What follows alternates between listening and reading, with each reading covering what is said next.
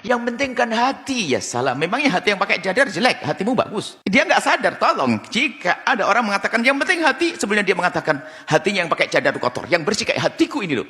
Ya, ada seorang perempuan mungkin dia tidak pakai cadar, tidak pakai kerudung bahkan, dia mengatakan yang penting kan hati. Ya salam. Dia nggak sadar kalau dia telah merendahkan serendah-rendahnya orang. Yang penting kan hati. Maksudnya apa?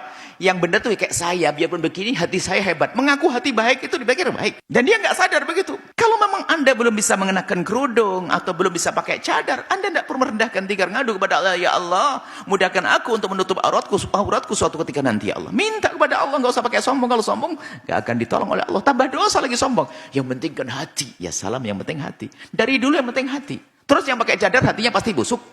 Kenapa Anda berkata yang penting hati? Kalimat yang penting hati berlaku pada siapapun yang pakai cadar juga perlu ngomong yang penting hati. Apalagi yang nggak pakai cadar, apalagi yang nggak menutup aurat tetap mengatakan yang penting hati.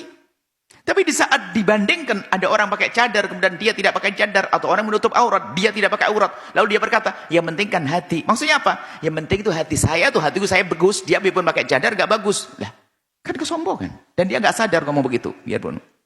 Nah, unik orang-orang. Bahkan Anda yang sudah pakai cadar sekalipun menutup aurat Pak Rabi ini, kalau Anda melihat perempuan muslimah dia belum pakai cadar atau mungkin pakai rok pendek dan sebagainya, bukan tugas Anda merendahkan. Anda sedih, mohon kepada Allah, ya Allah berikan petunjuk.